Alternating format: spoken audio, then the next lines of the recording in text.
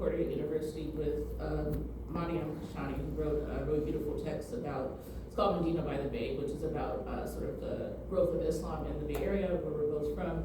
And she was describing herself, and I always describe myself like I'm a learner and an educator, blah, blah, blah. And when she spoke, she said, oh, I'm a seeker. And that language immediately brought me back to sort of like Islamic traditions around how we think about knowledge as a process of seeking, which for me is very different than acquisition. Seeking sort of prioritizes the process of doing a thing, whereas I think that a lot of the ways that we have been sort of conditioned around learning has been about the acquisition of a degree or the acquisition or capture of knowledge. And so I think that when it comes to questions around struggle, I think that anything that you sort of get out of life that is too easy or it's sort of given to you, you don't actually learn from. And so when I think about sort of the lessons or the information that stuck with me the most, it's because it was difficult for me to retrieve in some capacity, or it was difficult for me to accept in some capacity. It was difficult for me to even know that I needed it. And so I think that struggle, even though we don't like difficulty, is an important part of like learning, because it sort of conditions us to not only pursue the things that are easy, but it also sort of reminds us of the rewards of like actually doing something that's hard. And I'm thinking about this in the context of like the time of the prophet and like the struggles of what it meant to prophesize at a time where you were not very popular, and then also thinking about this contemporary moment where we are flooded with a range of news sources and a range of information, are constantly trying to fish to figure out what is there. And I always like to say to myself, in this context of like, the lowest hanging fruit is probably the worst information. And so this also idea for me of like having to struggle to get toward accurate information so that I can make grounded decisions about my life, about my students, about my family. But I think the struggle is an important sort of aspect of conditioning your spirit and your body to do a certain type of longitudinal and like long-term work. Mm-hmm, mm-hmm. I mean, so we're talking about these this kind of Muslim upbringing that you've had, and its imprint on you and its influence on your work and the Islamic themes.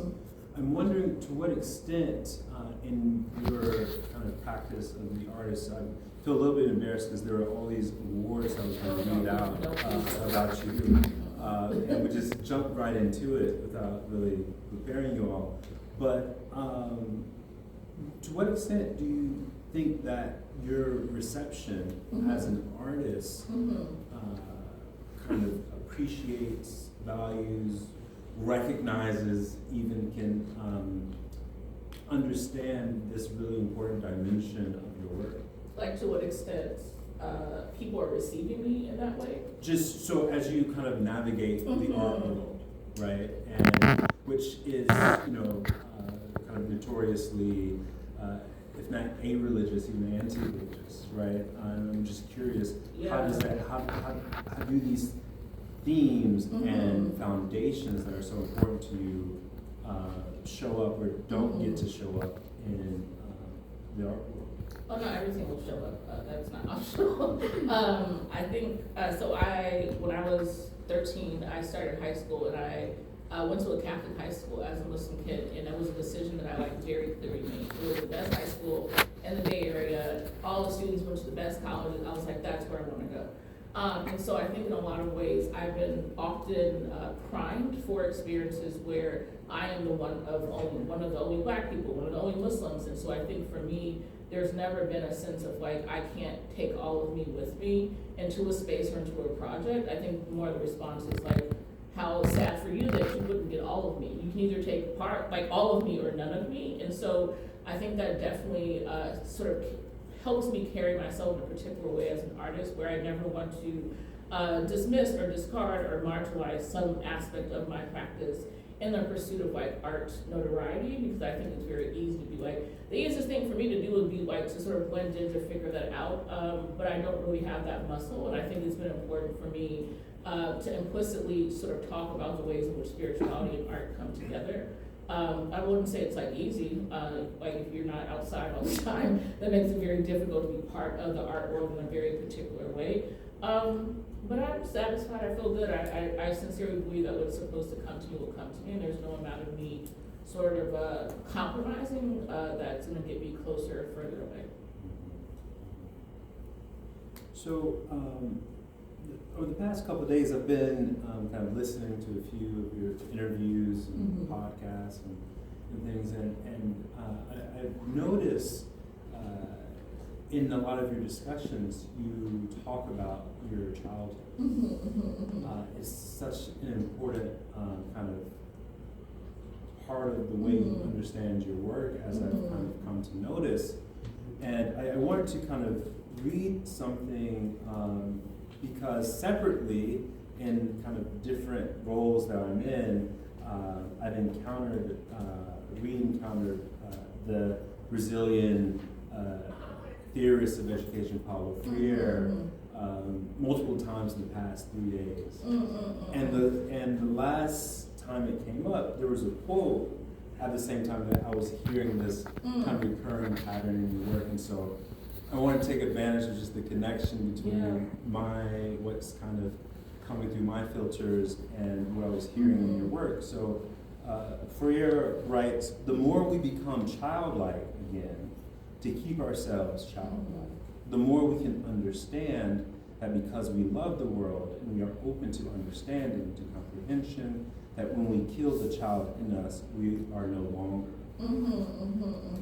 In a number of your interviews, you talk about this child who was always writing, always making, always exploring.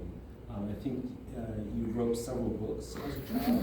Could you just kind of respond to this passage and how you kind of think about it in these stories that come up through? Yeah, I mean, this is like very raw, because I'm thinking about the news that I got last week in connection with this, and I think in a lot of ways, growing up pre sort of like devices and computers and all those things, there was sort of this opportunity to always be doing something very tactile with your body. So if you wanted to play, you'd go outside. If you wanted to figure out some research, you would figure out how to get to the library and pick up a book. And so I think that part of having been able to grow up in that context meant that I sort of got to witness this transition out of like very tactile things into more digital and ephemeral things.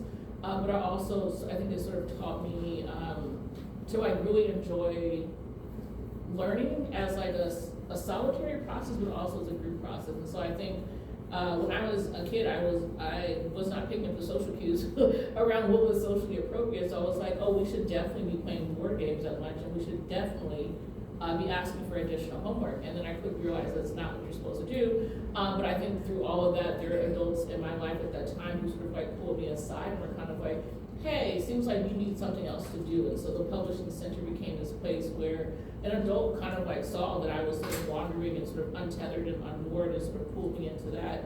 I also had a science teacher, Mr. Barksell. He was the first black scientist I ever met. He was the first scientist I ever met, and he was my science teacher for most of elementary and middle school, and he would just let me do random experiments and just sort of like give me space. And so I think in a lot of ways, I was given opportunities to do a lot of play as a child, so much so that by the time I became an adult, there was no interest in giving it up, because I saw how good it felt to sort of wander.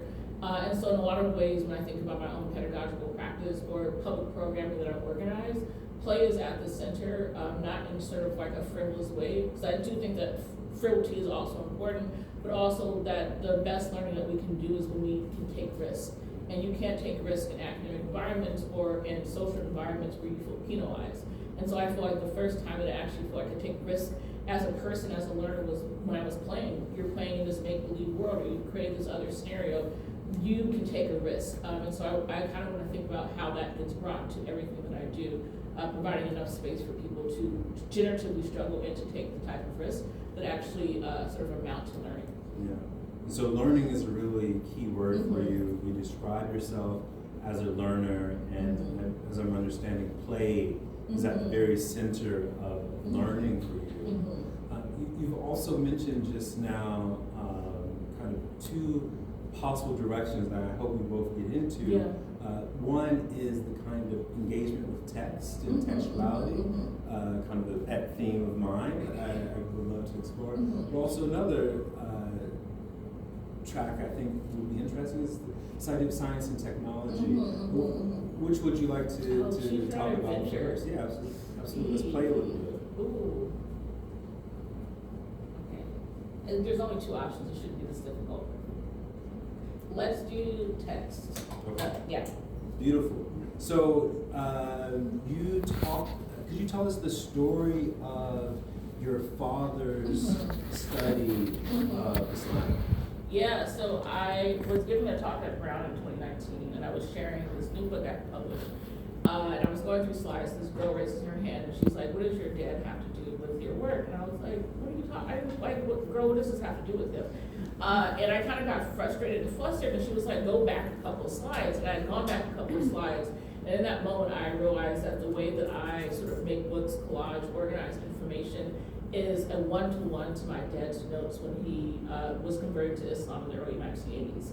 He was in pharmacy school at UCSF at the time, and he would come home from pharmacy school, flip over his notes, and he would photocopy different parts of religious texts and then collage them together to sort of take these notes. Like this giant sort of like dense sheet of paper that had like cutouts and his Arabic writing and his annotations and this and that, and things taped together. And I remember seeing them casually as a child. And then 15 years ago, I went home and I saw this like maroon binder, and I was like, can I take it?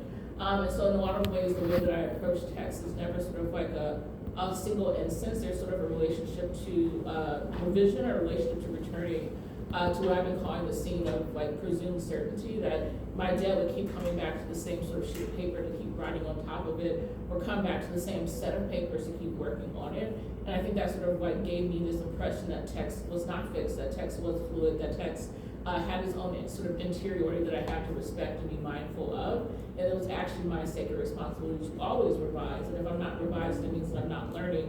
And if I'm not learning, the thing that my parents told me was my main responsibility on this planet, I'm not fulfilled. And so I see revision as sort of this cue that I'm actually doing the work that I'm supposed to be doing in the world, because I am willing to admit that I was wrong about something, or I was willing to admit that I was narrow-minded about something, that the revision is sort of a confessional act of actually coming to yourself and saying like there's another round of possibility here. So the text is open. It's open, and there's Lynn Heinigen has this essay, The Rejection of Closure, which she talks about this idea of open text, and tons of people talk about the idea of open text, and I think that part of what's most fascinating to me about Islam and the ways that it was developed versus the ways that it was deployed now is this sort of insistence on the pursuit or the seeking of something, that you can read the Quran every Ramadan full straight through and still not have everything.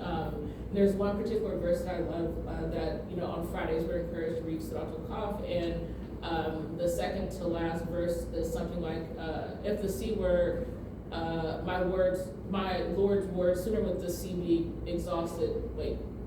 Something to the effect of something about a sea. I'm thinking about it in Arabic. But basically, the sea is exhausted, but Allah's words are not. Which is a reminder for us that every time we think we know something, another sea or another flood of information is awaiting us. And so I kind of like the sort of positionality of thinking about text as open, but also text as invitational, and text as like a responsibility that you steward text, or you steward language, you steward knowledge that is your responsibility. Yeah. So my brain is on fire right now, because there are so many connections that you're making, and I'm thinking about the practice of tafsir, right? Of kind of, quite literally kind of opening up of scripture. It's used to describe a tradition of commentary. Yeah. But there's this sense of, fasara, of a certain opening up.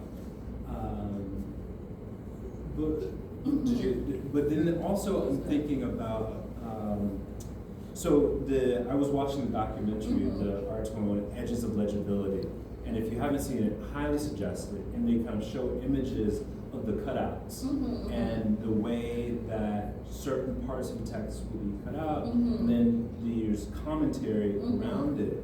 And the text that is cut out, they're printed texts, right? Printed text. So this is a modern print technology, right? But then the relationship of the commentary, sometimes it's printed, sometimes it's handwritten. But what struck me is there's this practice in